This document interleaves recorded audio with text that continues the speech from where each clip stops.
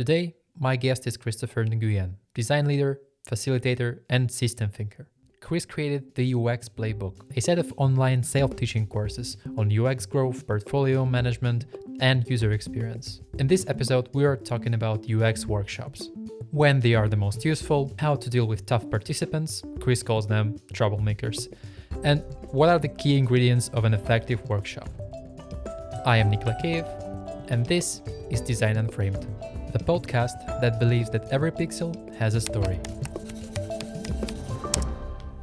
When you look up the term workshop on Google, you'll find this definition: a meeting where a group engages in intensive discussion and activities focused on a specific topic or project. So how would you, Chris, define a UX workshop, and what specific problems can these workshops help us solve? Why I like workshops, it can help you build better products faster, right? By kind of systematizing, let's just say, an innovation approach, like compressing work that could typically take months or take product team months into days, right? Like, so you're cutting the fat out of the standard, maybe agile process and kind of, or even the waterfall process, and putting into like these endless dead end discussions, right? But you're like in a room and the idea is to move forward quickly into something tangible. So you're moving faster, and hopefully by collaborating, you're building better products, right? And then the second is that user experience is not really a siloed practice. So in order to like collect knowledge, generate new ideas, new design solution, we have to kind of bring people together, right? So therefore, a hands-on workshop provides the group with like a really nice kind of goal-orientated exercises where each of the participants can have a chance to share insights, their expertise, and in that workshop, the designer or the facilitator can communicate the value of user experience within that kind of domain of those people. And then the third thing, which is super important, it has to be outcome focused. Otherwise, it's just not it's just another meeting, right? So depending on what a workshop is, as I said before, like, is it persona, to find out who your customers are, right? Based on the expertise of the team, we call this proto persona, right? And then the second is like customer journey map, where you find different touch points within, either the ideal journey or the existing journey. And then we have the design sprint, which is kind of like a mix of all of that. But depending on which workshop you are, you walk away with clear outcomes. And some example of clear outcomes is like clear goals, define success metrics, a consensus on what problems to solve first, because of course everything's a priority, but which one is the most, right? We mentioned understanding our user personas so we can better build for them, right? Identifying, critical touch points within a user's journey, and then potential opportunities to go solve that, right? Or you could come up with an initial prototype of a solution, which we do in the design sprint, or you could kind of dissect and understand your research, right? You can have a workshop about, let's figure out what this research actually says. So there's a bunch of different outcomes based on what problem you want to plug into it. We've talked about one signal indicating that you might need a workshop. It's endless meetings with no discussion.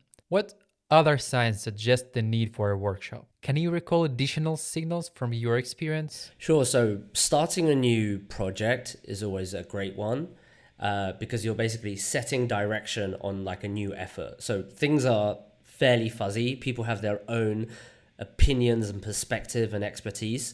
So it's always good to get in a room together to figure out the structures of how we're going to proceed, right? So new projects is, and this is just not any new project. It's something more complex that requires more than just yourself, right? Multiple parties, multiple different departments. And so there's already an assumption that this is going to be complex. So that's a huge signal. Then another is an initial process, or if you're trying to build something, like processes wise, design ops, or how design and development handoff, or some kind of process within the organized hiring process, right? It's always good to get folks in the room, because likely a process has to be touched by majority of the people within this specific org or outside the departments. So it's always good to get people in the same room to figure out how to do it and what's the best, let's just say, MVP process way, right? So that's another one. Another signal is when product teams basically are stuck, right? And dead end discussions, lots of meetings about a specific thing. And it seems like after meeting, nothing gets resolved. And you're like, what's going on here? We're not on the same page. And basically every meeting is a waste, or like nothing is really moving it forward. I think that's also a huge signal. There's another reason why you would want to do it, where you're looking at a complex problem, right? So this is different from starting a new project, right? When you're looking at existing problem and it's huge, right? Maybe you've just discovered it. Like, holy crap, we don't have a user management backend, right? But we have all these products. This is actually what happened to me. And you're like, I can't believe we haven't got this. We just released so quickly. It's like, okay, let's like take a step back and actually figure out how to shortcut this. Maybe we don't build a user management system across all our apps. However, we can fake this, right? Or finding a shortcut to big problems, right? I think that's it. And then the other part, which is the last thing I'll bring up, which is if you want to bring like non-design stakeholders into the process, if you want to sell them on why this would be a better way to move forward than their traditional write a PRD and then just send it out to designers, like a product requirements document. And then like, we just basically go, okay, do the commands, be completely robotic and produce, right? We're not factory workers, hopefully. So if you want to really sell like the value of like design thinking and user-centered design, then you can always use it as a mechanism to show value in your work and your process.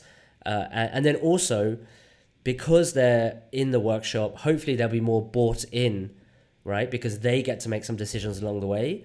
And that kind of is a good way to bring them into the process and kind of convince them that you're doing something good.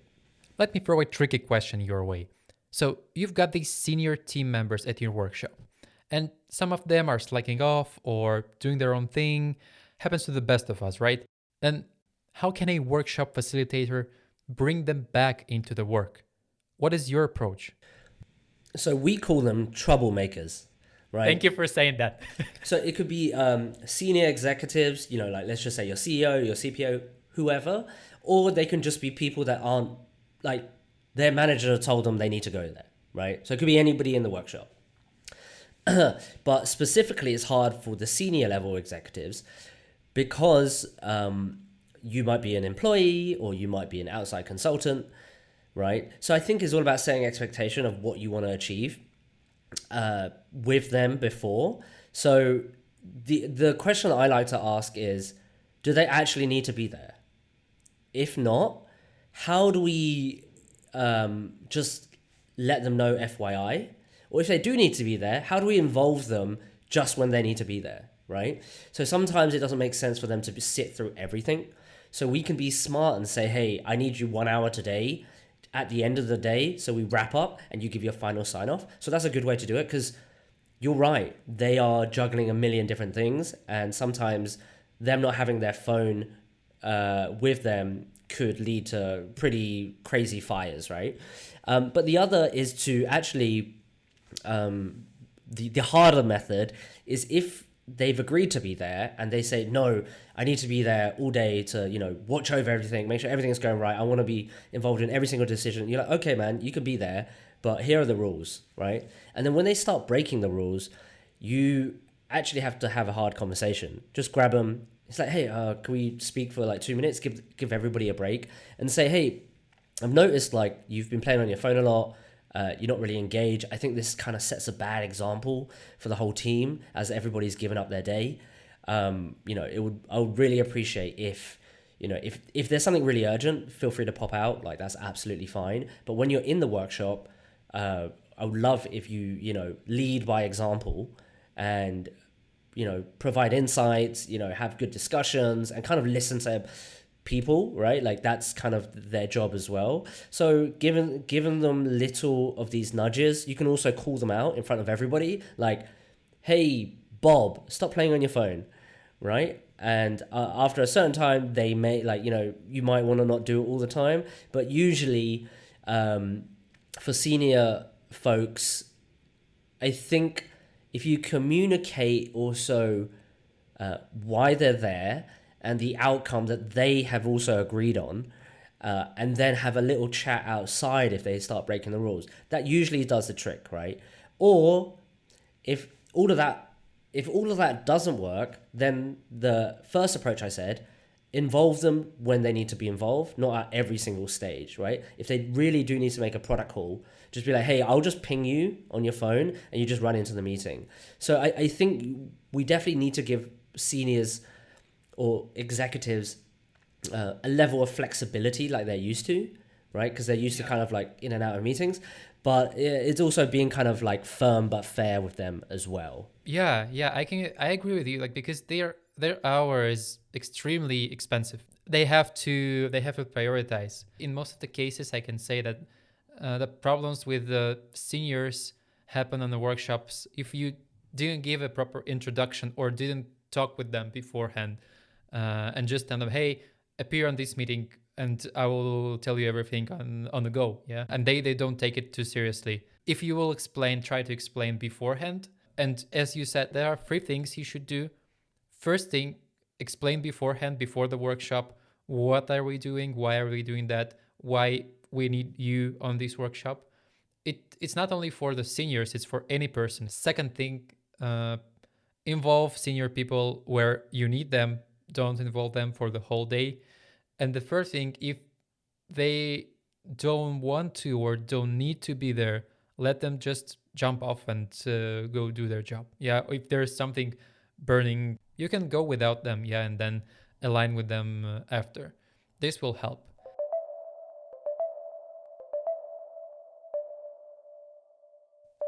One of the unpleasant truths about workshops and UX workshops is that they are extremely expensive. If you take the hourly rate of all people involved in the workshop and multiply by the hours spent on the workshop, you will come up with a staggering amount of money. The logical question after that is, how can I understand that I don't need a workshop, or I don't need to gather people and spend hours in the room with them?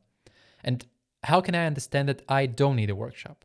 We've talked about the signals that indicate that the workshop might help you, but what are the signals that indicate that the workshop won't help you? And you should figure it out the other way. Sure, it's expensive. Like any meeting is expensive, but I would argue that if you do need a workshop, no matter how expensive it is, it's going to cost less in the long run, right?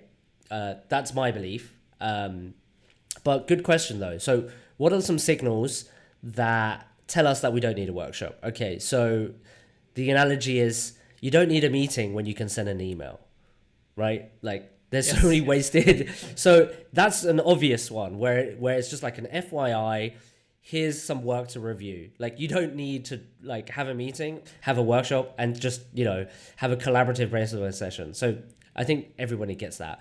The other, which is linked to this, is if you can move forward without big approval, like then you don't need a workshop. Then you can do the work yourself first and then get feedback and then iterate on that, right?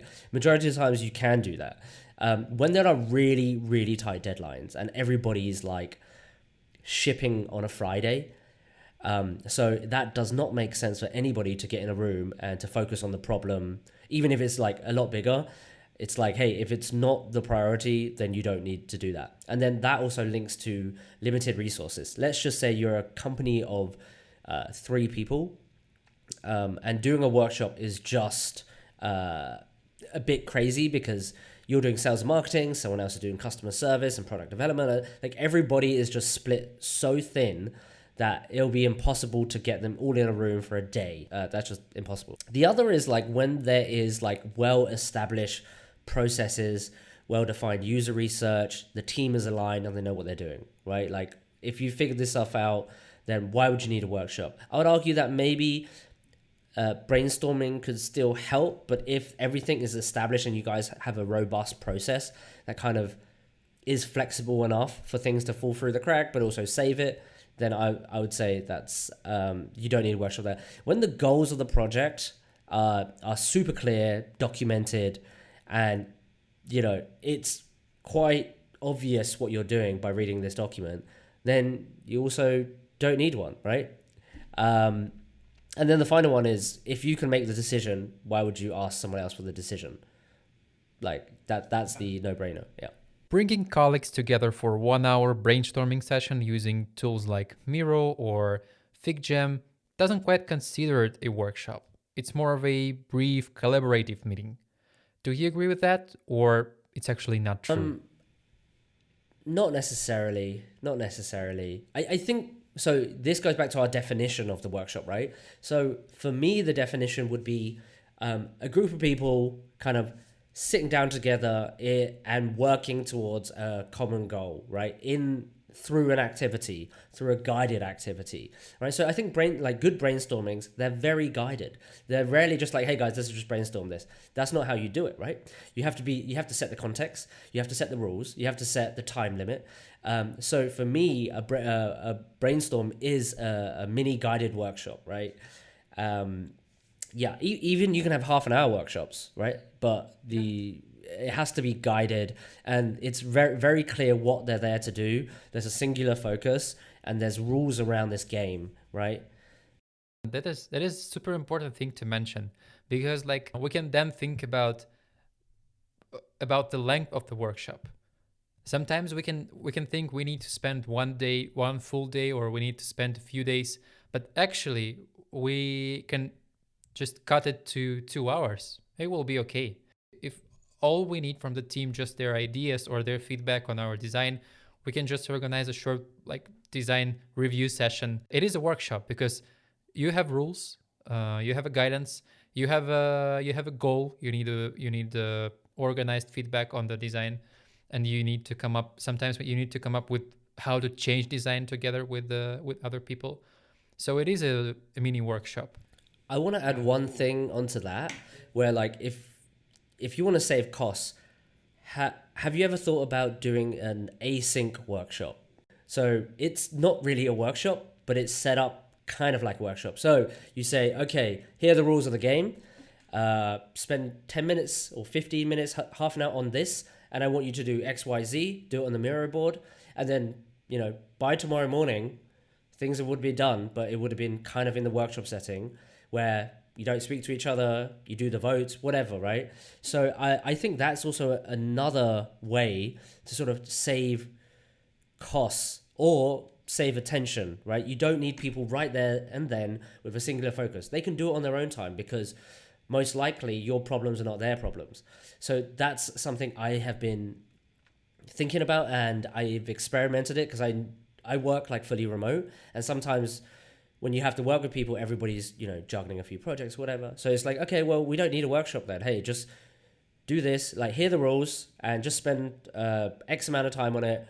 And, you have till the end of the week, right? And then it's like, you've basically created a workshop, but not the traditional sense of people speaking to each other. But the ideas are still there, right? You just need to filter it out. Maybe there's an additional step to summarize and to align, but I think that's a really good way to think about it, like the async workshop model or async activities or something. That's really cool, because I remember that at some point in my life I had 12 hours difference with my employer, so a huge time difference. And when they started their day, I was going to bed, and I used the same approach as you described.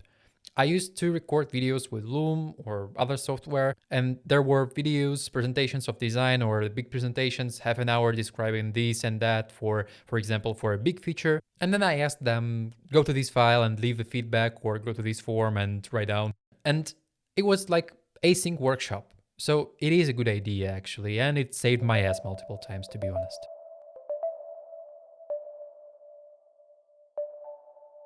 Okay, Chris, you got me. Looks like I need a workshop. And let's assume I need to redesign the homepage of an online banking app. It's a big task because home screen is extremely important and all the users spend their time there. we need multiple people to make a decision. I think I need a UX workshop to come up with the first high-level solution that we will then elaborate on.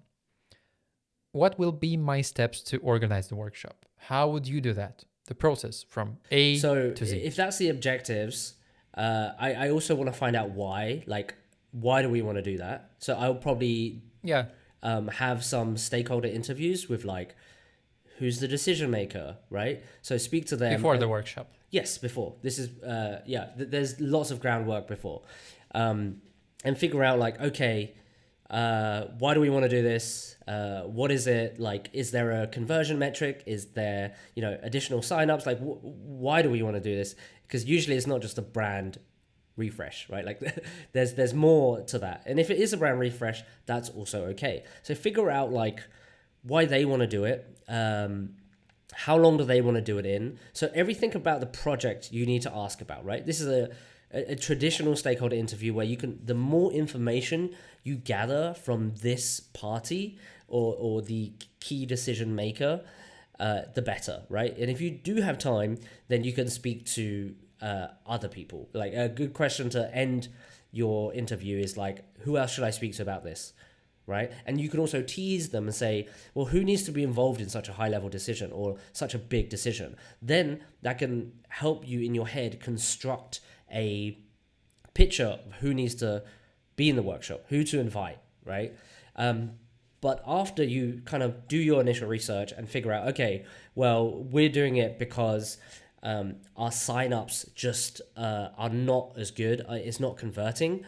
And then also users are struggling to find information about our product, right? That's one of the symptoms of not converting. And then we also launched a bunch of features in the last year. Nobody knows about them. That's why we need a new refresh. Okay, cool. So those are the main challenges, right? So then you can think about what type of workshop do we need. Okay, so if we're going to look at the existing homepage, and if we want to design the new one, we should look at the existing one, right? So there should be some sort of audit, even something we could even do before, but I doubt people have that much time. So maybe it's an activity we can include. Then we should probably cover something around conversions. So we'll probably need an expert in terms of growth design and marketing, right? And what are our customers saying? So those are some of the participants we can, right? So let me just repeat that. So first is stakeholder interview to define the objectives and find out exactly what we want to do and who should be involved. And then the second is figuring out what type of workshop it should be. What should it involve based on the problem? So a designer who's done workshops before would typically have some frameworks and toolboxes they can kind of pull from depending on the problem, right? Or they'll just have to invent one. And I've done that a bunch of times because you just don't know what you don't know, but you can frame it around the problem. And then the second is kind of, the third thing is like, okay, now you have your rough structure of the things you want to work on. Let's just say like heuristic evaluation within it, like the audit, some sort of growth design activities. So like, let's just say like brainstorming experiments, like what experiments can we run with the new workshop? How do we A/B test it? Probably some solution sketches to come up with the new idea. Then you say, okay, then we need to define this agenda, right? Like what's going to go first? What's logically first? Usually it's like expert interviews. We go to the stakeholder or the person in charge and be like, okay, well, why do you want to do this? Let the whole team know so we're on the same page, right? And then maybe some how might we's, and then you follow that kind of structure from high level all the way to deep dive, and everything should be logically linked, right? So that's your agenda. Remember, you haven't done anything yet. You're just high level linking stuff, right? And then it's kind of like, okay, now I have it. Let's propose it, right? Like that's your MVP, your outline. And then you say, hey, I'm thinking about doing this. I think it's like, what are we doing? Why are we doing? And how are we going to do it, right? And once that's approved in terms of, hey, time slots, when we're going to do it, the same people in the room, do we need more people? Do we need less, et cetera, et cetera? It's like people are like, okay, it's a go ahead. Then it's time to then actually work on the stuff, right? Prepare your materials, your activities, your slides, your book the rooms, recording devices, all the logistics, right? And also like figure out who your co-facilitator is, right? So given that's done, you obviously need to send reminders before. If there's any homework, which sometimes there is, like, hey, bring some websites that have awesome navigations, or what kind of aspirationally does our product want to be? Like, do we want to be a Revolut? Do we want to be X, Y, and Z? Like another neobank or something else, right? So whatever the homework is that you require, maybe some user data, like Google Analytics data. So that's step 5. And then step 7 is like you actually have to facilitate the session. We can talk more about that later, or like how to. And then the last step, don't forget, is to summarize, share, and get feedback. You can get feedback within the workshop as well, but you also want to give folks another chance to get feedback at the end. So like, the wrap up is so important, because you have to basically circle back and say, hey, what we did was super valuable. Here are the recommended steps, and here's everything we done, right? And that's why I've recommended it. And then potential owners as well, like who's going to take charge of what. So that's really important. And people usually miss that last step, or do it in such a weird way that is not valuable. But it's really important to surface what you did and kind of thank everybody for their time. Yeah. What are the tips and tricks, like from your experience? Yeah. What are the things that a person facilitating the workshop should know? Actually, if we boil it down to the basics without feeling overwhelmed, right, you need to focus on 3 things: ask questions, write stuff down, and keep the time limit. Like, those are the 3 things that you as a facilitator can basically just remember. And if you do that really, really well, that's usually good. Of course, there's a bunch of things like, know the activities, but whatever. Ask questions, write stuff down, and look at the time, okay? Those are 3 things that are really important. And then the second is you need to get commitment for folks to do this. If you don't have commitment, then you shouldn't really be doing it at all, because in and out, people aren't going to be there. 30% turns up, no decision maker. What's the point? Okay, that's the second. The third is, and I do this a lot, and I remember that I was feeling so nervous at my first ever workshop, and I did this at 21st Century Fox in LA. My boss was like, "Hey, Chris, you're going to be leading this workshop," and I'm like, "I've never done a UX workshop before," and he's like, "It's okay, you'll be fine at it." And so it was me and a partner of mine. We both did it. It was both our first times, but our boss was also in the room. But she was like, "Nah, you guys will be fine." And we did it. And the key here, and the number 3 thing, is you got to fake confidence. I mean, you know more about this activity than they do, right? Even if you've just learned it a few days ago. So this one is super, super critical. Like, if you don't project it, then it's very hard for folks to understand, like, to buy into what you're trying to do. And another mini story around this is we were doing a workshop in Australia, and we figured out that we needed a new activity. So my boss just read quickly the experience canvas from Atlassian, and then we literally did it half an hour later. So she can consume it so quickly. She really didn't know what she was talking about in hindsight, but she was better at projecting this confidence, and she seemed like the expert in a room. She had, the accolades, the experience, but she didn't know this activity. But so that one is super key, fake confidence. Then the fourth one is, remember, the facilitator's role in this is to be the person that's helpful, right? So you don't want to outsmart anybody. Really, you're just trying to connect the dots and help the team come to an agreed outcome. So you shouldn't be like trying to push people's ideas down and basically be an asshole. So really, you just want to be helpful. The fifth one is you obviously want to bring some energy, right? Because you are the person at the front, and if you're upbeat and positive, hopefully they will be. But if you're kind of like tired and hungover, which I've been, that's not good. You still have to be energetic, so get a lot of coffee. The sixth one is you need to take more breaks than you think you need to take. Okay. That one, yes.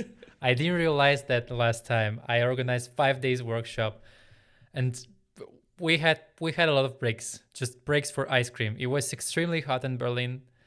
We went to get ice cream like 3 times a day. So like, yeah, I realized that you need a lot of breaks because sitting in one room is just super hard. Like a good practice is like every 90 minutes or 2 hours, just be like, okay, 10 minutes, or like quick toilet break. People go to the loo, stretch their legs, come back, right? Do this online as well. You know, people might need to grab a drink. So it's like, be flexible with the break. Also read the room. It's like, if it's kind of low energy, okay, it's time for a break, right? Sometimes you want to finish that activity so you can take that break, but regular breaks, because we just can't focus that much like intensively, especially after one of these like solution sketch or something super active. You need folks to chill out a little bit. The seventh is the one that's super obvious. Every time you facilitate, you get better. So get as many reps in as possible. So if you're just starting out, then you need, then you can offer, hey, can I run this meeting? Right? Just try and be a facilitator, right? Or can I do this like couple of hour thing on the behalf of you? So as long as you can get reps and practice in as much as you can, that will make you a better facilitator over time. The eighth thing is don't take yourself too seriously. I do this quite a lot during workshops. I just kind of make fun of my slides, or if I screwed up, and it's kind of super normal. The ninth is a little bit more useful for framework approach. Okay, so every single activity needs to have a what, why, and how. So that's how you introduce it, right? So let's give you guys an example. So first you start off with the what. Hey everybody, we're going to do an exercise called How Might We's. How Might We's are X, Y, and Z. Why we're doing it? Because we want to properly frame the problem into an opportunity to come up with creative solutions. And then how we're going to do it, here's how we're going to do it. And then you tell them the instructions, right? And remember, you have to repeat that 3 times in order for 90% of the participants to get that. And when you repeat it twice, only 60% get it. So remember, the what, why, how is super important on every single activity. Even during breaks, right? Like, what are we doing? We're having a break. Why do we do it? You guys look tired. And set the expectation of this is the time we come back, right? And most people would ask, what time are we supposed to be back? So that's like, so you got to say it a few times, but yeah, set the expectation. And the last one is super important. As a facilitator, it's more for yourself, but also how well you're doing, right? So you can do this thing we really like at the end of the workshop or during the day. We have sort of 2 columns, and it's the I like and I wish column, right? And people can just kind of go there, and you can set it up. It's like, what did you like about the workshop, and what did you wish about it? What could be better, right? And then of course you can send a proper survey afterwards with all the NPS questions. But the simplest way is just be like, hey guys, before you leave, take 5 minutes, grab a drink, come back. But would really love for you to fill in the I like and the I wish from today, just so it can be better for tomorrow or whatever. And then that is key. If you make people do it, they will do it. And if you make it super simple, they're going to write whatever, right? You give them sort of all the open space to comment on whatever. So the 10th one is, get feedback. Great. It's excellent. Yeah, like excellent 10 tips on the workshops. I will put them in the description.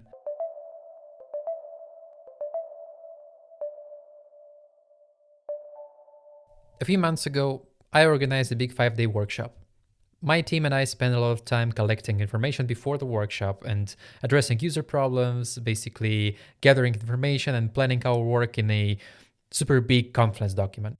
When the workshop started, I gave a quick introduction, thinking everyone knew what was happening, and then everything seemed fine until the morning of the second day. Surprisingly, a colleague who was a part of the team leaned towards me and said, "Hey Nick, could you please explain me the problems we are working on clearly? I feel a bit lost." At that point, I realized that he wasn't the part of the preparation team, and I screwed it up.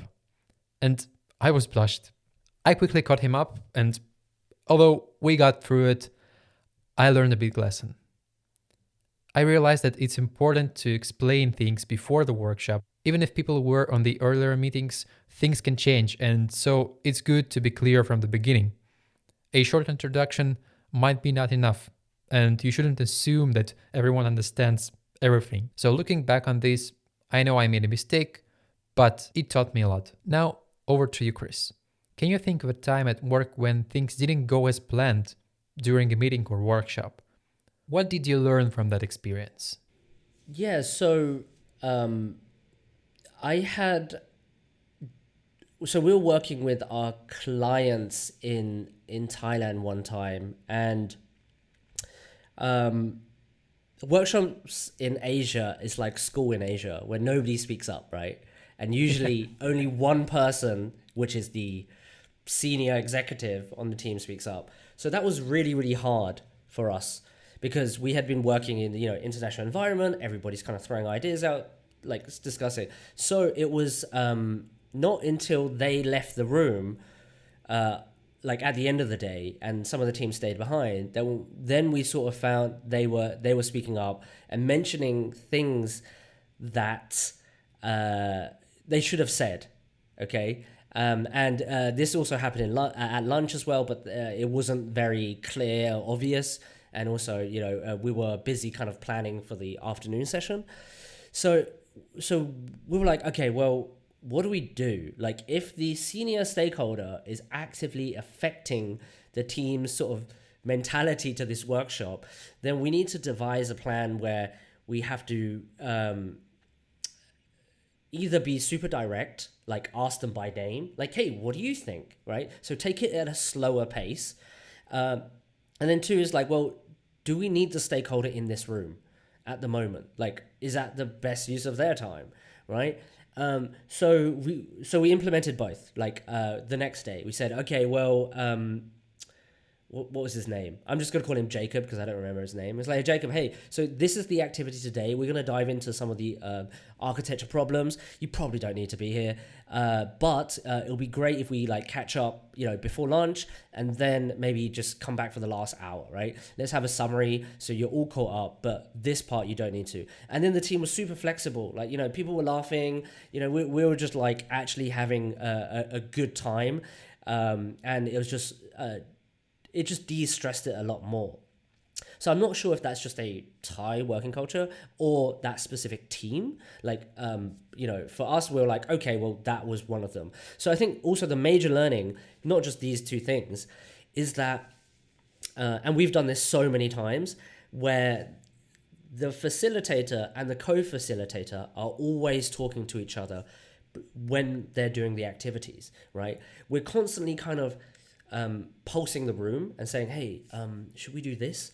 I noticed this happened, right? Or we'll go outside for like 2 minutes, come back, and even during breaks, even during lunches, it's a constant shift of like, where are we going? Are we on track? What can we change and what can we improve? And I think that's the biggest learning, because when you do it so much and in different environments and with different teams, different problems, things can just kind of go sideways, right? And then the worst thing is if your co-facilitator doesn't call you out and you're just kind of going off and you don't really know because maybe you're nervous and you're trying to control the room, but they see something from a different level. So the good practice here is also switch the activities back and forth, right? So someone gets to sit back and kind of watch what's happening, and then someone then leads and then take turn. So I think that for us was one of the biggest learnings, where if you don't talk, things can just kind of get out of your control way quicker, and then for you to not kind of steer it into the right direction.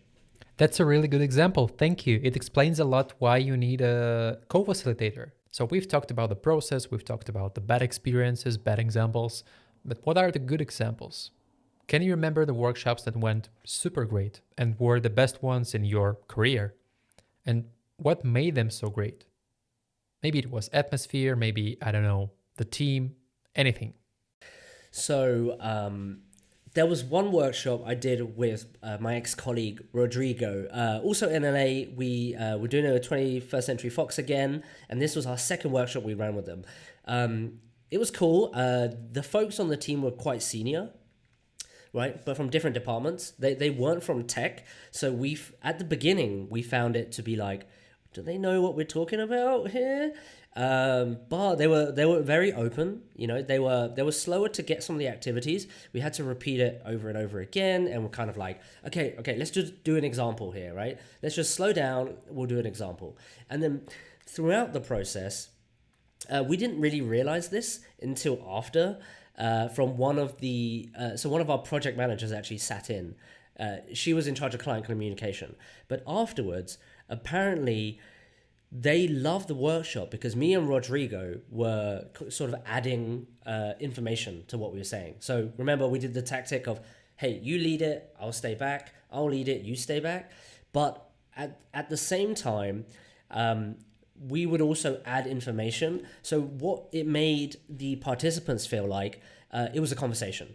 Like, it was super cash. Like, he's saying something and I'll wait for him to finish and I'll be like, yeah, but don't forget that this could also do this. And he was like, yeah, that's right. And then we did that. And that conversation element basically gave folks the permission to sort of feel more relaxed over time. Yeah, even though they haven't done anything like this, the TV industry is like inherently kind of broken and non-techy, like is all a mess, right? But they were sort of bought in, just because we had that sort of back and forth camaraderie and adding points together. So I think that's one that went really, really well, even though it was like people that weren't familiar with necessarily what UX was.